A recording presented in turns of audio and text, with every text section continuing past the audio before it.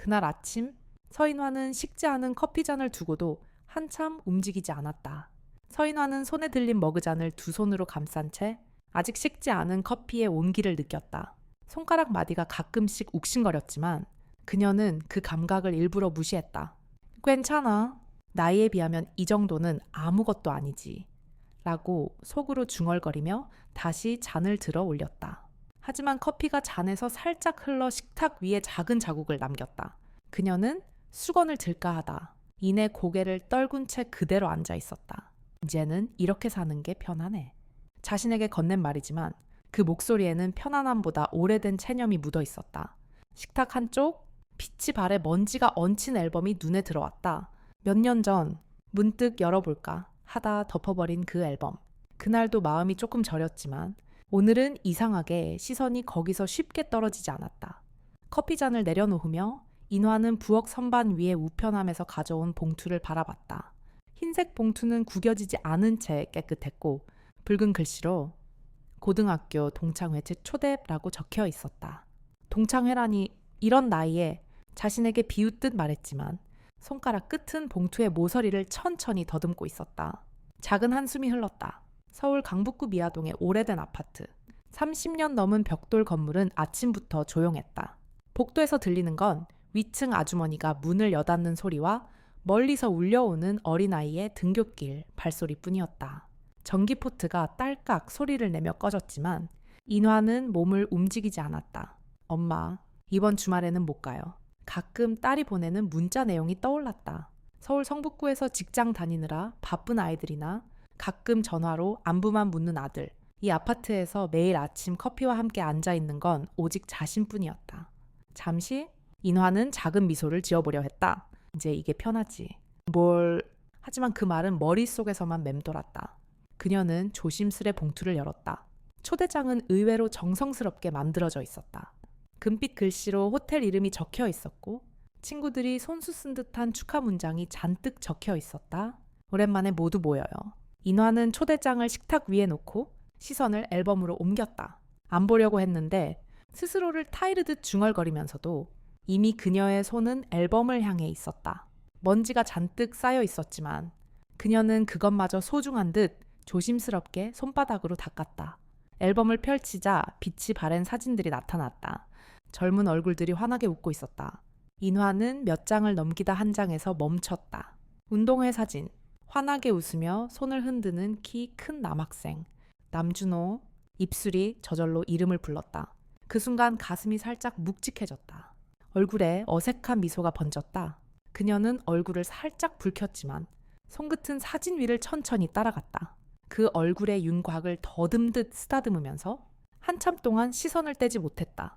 사진을 덮자 방 안은 다시 고요해졌다. 전기포트에서 아직 미지근한 물 냄새가 퍼졌고 식탁 위엔 반쯤 굳은 밥만주가 놓여 있었다. 인화는 깊은 숨을 내쉬며 초대장을 다시 손에 쥐었다.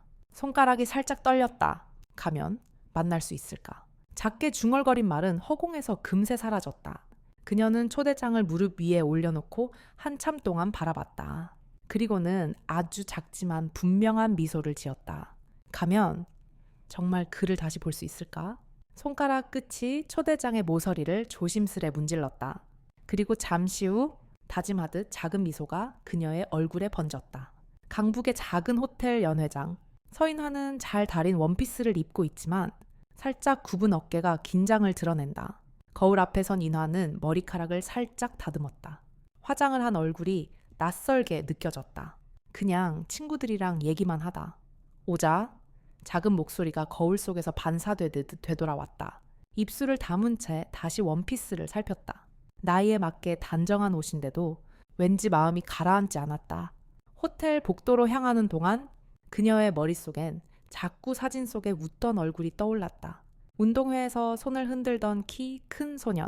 그가 왔을까? 생각이 저절로 따라붙었다. 한편으로는 어색하고 부끄러웠다. 이 나이에 뭘 기대한다고? 인화는 마음속으로 자책하며 발걸음을 늦추었다. 연회장 문을 열자 낮은 트로트 음악과 사람들의 환한 웃음소리가 맞이했다. 둥근 테이블마다 작은 국화꽃이 놓여 있었고 이미 몇몇 친구들은 잔을 부딪히며 즐겁게 대화를 나누고 있었다. 인화야, 정말 오랜만이다. 누군가가 반갑게 다가와 인화를 끌어안았다. 인화는 억지로 웃으며 대답했다. 그러게, 몇 년 만인지 모르겠다. 친구들이 그녀를 이끌어 테이블로 안내했다. 하지만 인화의 시선은 연 회장을 천천히 훑었다. 여기저기서 환한 웃음소리가 터졌지만 그녀의 눈빛은 자꾸 사람들 사이를 헤매었다. 너 누구 찾는 거야? 친구 한 명이 장난스럽게 물었지만 인화는 대충 웃으며 고개를 저었다. 아니야. 그냥 오래간만이라 낯설어서. 테이블 위 떡갈비와 잡채가 반쯤 식어갔지만 인화는 거의 손을 대지 않았다. 한 번 더 연회장을 둘러봤지만 기대하던 모습은 보이지 않았다. 오지안 하스나 봐. 속으로 중얼거리며 잔을 내려놓는 순간 어쩐지 가슴이 쓸쓸하게 내려앉았다. 그때였다. 인화야? 낮고 깊은 목소리가 등 뒤에서 들려왔다. 인화의 손이 잔 위에서 멈췄다. 천천히 고개를 돌리자 사람들이 서 있는 틈 사이로 한 남자가 보였다. 남준호였다.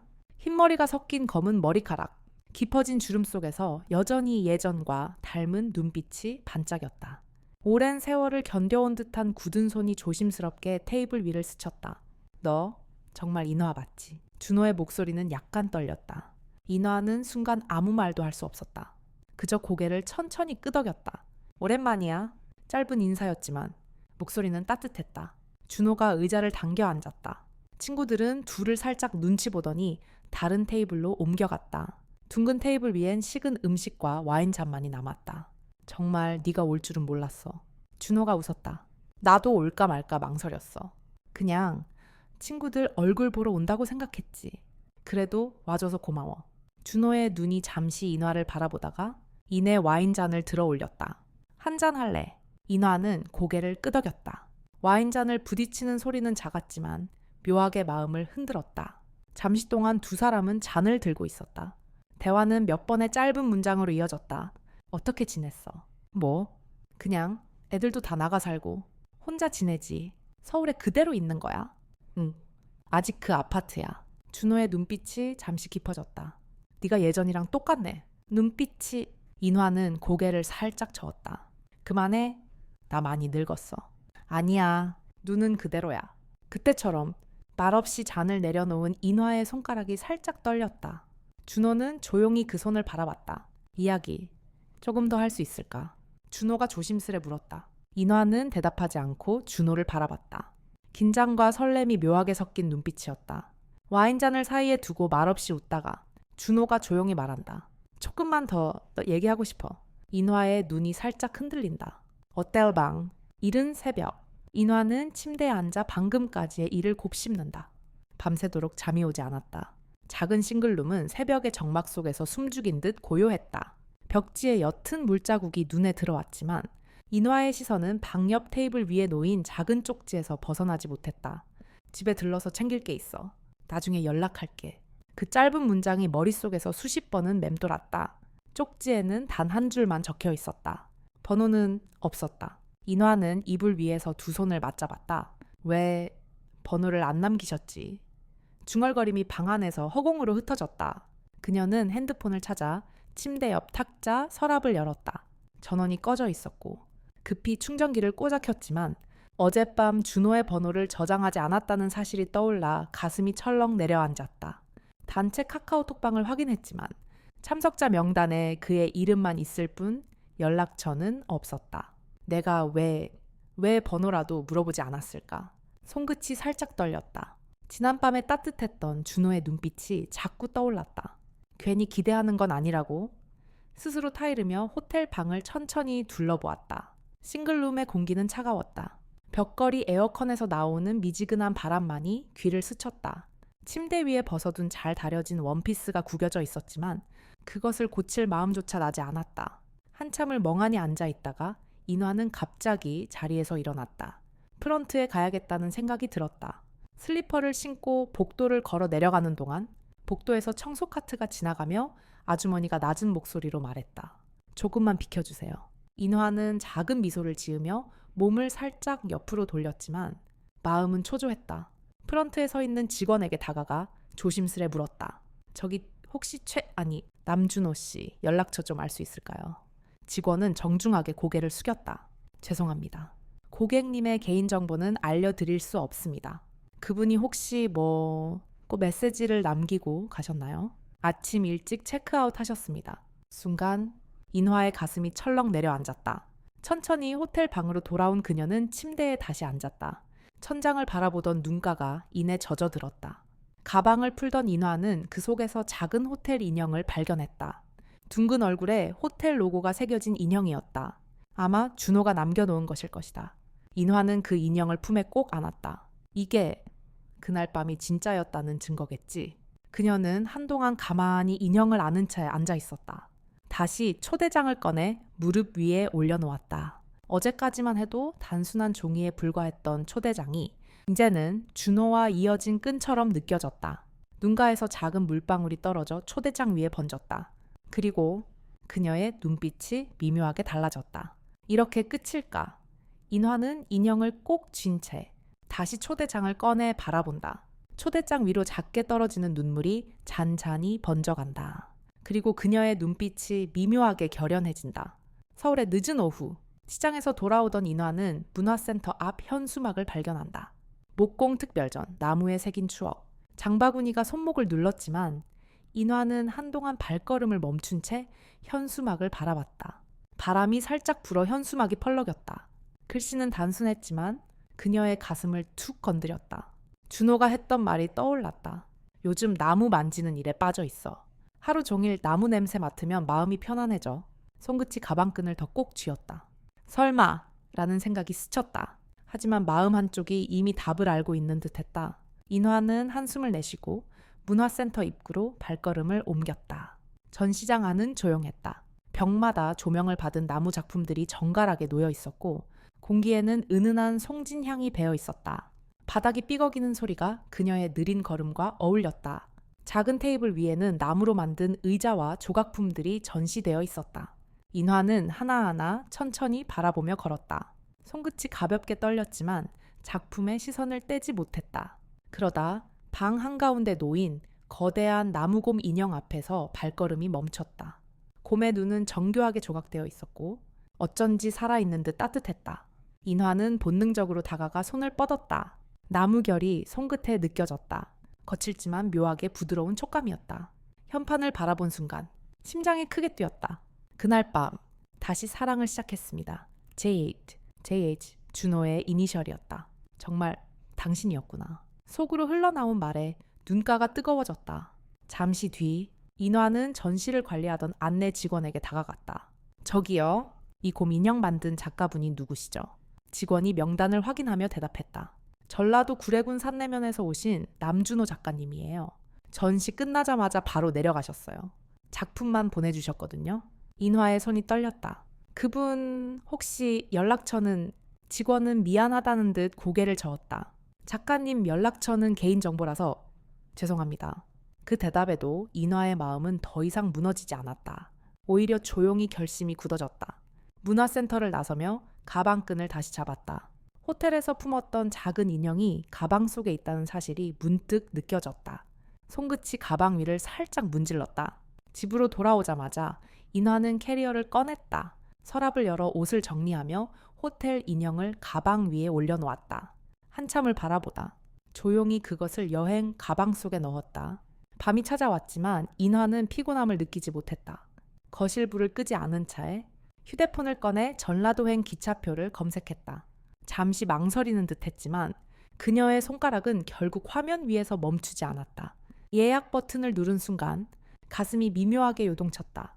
집으로 돌아가는 길, 인화는 캐리어를 꺼내놓고 호텔 인형을 다시 가방에 넣는다. 기차표 예매 화면을 휴대폰에 띄운 채 화면을 오래 바라본다. 전라도 구례군, 이른 봄의 산내면. 버스에서 내린 인화는 좁은 산길을 따라 걸으며 작은 흙먼지가 신발에 묻는 걸 바라본다. 산바람이 부드럽게 얼굴을 스쳤다. 손에 들린 가방끈이 약간 무거웠지만 인화는 멈추지 않았다. 좁은 흙길 옆으로는 이름 모를 들꽃이 피어 있었고 산사의 울음소리가 멀리서 들려왔다. 만나면 뭐라고 하지? 혼잣말이 저절로 흘러나왔다. 서울 아파트에서 혼자 커피를 마시던 자신이 떠올랐다. 그땐 모든 게 멀리 느껴졌지만 지금은 달랐다. 작은 호텔 인형이 가방 속에 있다는 걸 생각하니 심장이 더 빨리 뛰었다. 20분쯤 걸었을까. 나무로 지어진 작은 건물이 시야에 들어왔다. 입구 간판에는 참나무 이야기, 공방이라는 글씨가 걸려 있었다. 햇살이 나무 벽을 비추며 따뜻한 그림자를 만들고 있었다. 인화는 숨을 고르며 천천히 걸어 들어갔다. 공방 앞 나무 벤치에 누군가 앉아 있었다. 넓은 어깨와 굽은 등이 눈에 들어왔다. 흰머리가 섞인 검은 머리카락이 봄 햇살에 반짝였다. 준호 씨. 인화의 목소리가 떨렸다. 벤치에 앉아있던 준호가 천천히 고개를 돌렸다. 그리고 믿기지 않는다는 듯 눈이 커졌다. 인화, 너야? 그가 자리에서 벌떡 일어섰다. 얼굴에는 놀람과 반가움이 동시에 스쳐 지나갔다. 인화는 한 발 다가가며 작게 웃었다. 네가 여기에 있을 거라고 생각했어. 준호가 잠시 말을 잇지 못하다가 조심스레 물었다. 어떻게 알고 왔어? 문화센터 전시에 내 작품이 있었어. 내 이니셜이 나무곰 인형에 적혀 있었어. 준호의 눈가가 살짝 젖었다. 그는 머리를 긁적이며 어색하게 웃었다. 호텔에서 널 찾았는데 이미 떠났다고 해서 마음이 급해서 그냥 내려왔어. 인화도 웃었다. 나도 프런트에 물었는데 너 일찍 떠났다고 하더라. 오해였네. 잠시 둘 다 웃음이 터졌다. 긴장이 풀리는 듯했다. 준호가 손짓하며 말했다. 들어와. 안에서 차라도 마시자. 공방 안은 나무 향이 짙게 배어 있었다. 벽에는 다양한 나무 작품들이 걸려 있었고 한쪽 작업대 위엔 작은 조각들이 흩어져 있었다. 준호는 의자에 앉으며 나무곰 인형 하나를 들었다. 이거 네 생각하면서 만든 거야. 고등학교 때 네가 곰 인형 좋아했던 거 기억나서 인화의 가슴이 따뜻해졌다. 너 그걸 아직도 기억해. 준호는 고개를 끄덕였다. 힘들 때마다 이거 보면서 너 생각했어. 인화는 조심스럽게 작업대 앞으로 다가갔다. 준호가 작은 나무 조각을 건네며 말했다. 같이 만들어 볼래? 쉬운 거야. 네가 손대면 더 예쁠 것 같아. 인화는 고개를 끄덕였다. 준호가 그녀의 손 위에 자신의 큰 손을 포개며 나무 칼을 쥐게 했다. 이렇게 나무 결을 따라 천천히 긁어주면 돼. 두 사람의 손이 나무 위에서 함께 움직였다. 나무 결 따라 미세한 칼질 소리가 공방 안에 잔잔히 울렸다. 인화가 속삭였다. 당신을 찾으러 여기까지 왔어요. 이거면 답이 됐나요? 준호의 손이 멈췄다. 그는 천천히 인화를 바라봤다. 눈가가 촉촉하게 젖었다. 고마워. 저녁 햇살이 공방 창문을 붉게 물들였다. 나무 벽 사이로 부드러운 빛이 두 사람의 손 위에 떨어졌다. 준호가 조용히 입을 열었다. 인화씨, 내일은 시장 같이 가줄래요? 인화는 잠시 준호를 바라보다 미소 지었다. 공방 창문 너머 저녁 노을이 붉게 물든다. 준호가 조용히 말한다. 인화씨, 내일은 시장 같이 가줄래요? 인화는 살짝 미소 짓는다. 다음 날 아침 구례시장. 인화는 시장 입구에서 신선한 쑥떡 냄새를 맡으며 준호가 사주는 따끈한 어묵 국물을 한 손에 들고 있다. 봄 햇살이 따스하게 시장 골목을 비추고 있었다. 사람들의 발걸음이 분주했고 상인들의 목소리가 왁자지껄하게 섞여 들려왔다. 인화는 손에 든 종이컵에서 피어오르는 뜨거운 김을 바라보며 작게 웃었다. 서울의 낡은 아파트에서 매일 커피를 홀로 마시던 아침과는 전혀 다른 공기였다. 너무 뜨거워. 천천히 마셔. 준호가 옆에서 장바구니를 들고 걱정스러운 눈빛으로 말했다. 괜찮아. 이 정도는 참을 수 있어. 인화는 조심스럽게 국물을 한 모금 마셨다. 따뜻한 국물이 목을 타고 내려가는 순간 마음까지 풀리는 듯했다. 시장 골목 곳곳에서 고소한 기름 냄새와 신선한 채소 향이 섞여 흘렀다. 준호가 장바구니에 싱싱한 미나리와 갓김치를 담으며 물었다. 서울에서는 이런 데 자주 안 다니지? 집 근처에는 이런 재래시장이 없거든. 슈퍼나 마트만 가니까. 준호는 고개를 끄덕이며 작은 봉지를 들고 인화에게 건넸다. 이거 한번 먹어봐. 여긴 아침에 바로 담근 거라 맛있을 거야. 인화는 봉지를 받아들고 미소 지었다. 그렇게 한참을 걸으며 시장을 돌았다. 준호가 장바구니를 한쪽 어깨에 걸고 걷는 모습이 이상하게 든든해 보였다. 서울에서 혼자 장을 볼 때 느끼던 공허함이 생각나 잠시 멈췄다가 인화는 살짝 웃으며 다시 걸음을 맞췄다. 시장 골목을 빠져나오자 두 사람은 나란히 공방으로 돌아왔다. 공방 안에는 이미 늦은 오후에 햇살이 가득 들어와 있었다. 나무 냄새가 은은하게 퍼졌고 벽에 걸린 나무 작품들이 부드럽게 빛나고 있었다. 준호는 마루에 앉아 장바구니에서 채소와 반찬을 하나씩 꺼냈다. 인화도 그의 옆에 앉아 도와주며 조용히 물었다. 준호 씨, 그의 손이 멈췄다. 응. 난 이제 뭘 해야 할까요? 조용한 공기가 두 사람 사이에 흘렀다. 인화는 천천히 숨을 내쉬었다. 서울 집은 그대로 두고 한 달만 여기서 지내볼게요. 준호는 잠시 그녀를 바라보다 미소 지으며 고개를 끄덕였다. 우린 50년을 기다렸잖아요. 한 달은 금방이에요. 그의 말에 인화의 가슴이 따뜻해졌다. 준호는 조용히 인화의 손등 위에 자신의 큰 손을 덮었다. 그 손의 온기가 부드럽게 전해졌다. 해가 기울자 두 사람은 공방 마루에 나란히 앉았다. 멀리서 개 짖는 소리가 들리고 봄바람이 천천히 불어왔다. 창밖으로 별이 하나둘 떠오르기 시작했다. 준호는 작업대 앞에 앉아 무언가를 조심스럽게 다듬기 시작했고 인화는 마루에 그대로 앉아 그의 뒷모습을 바라보았다. 준호의 손이 나무 위를 천천히 움직였다. 그 모습은 마치 시간을 깎아내는 듯했고 햇살이 나무 사이로 스며들어 따뜻한 그림자를 만들었다.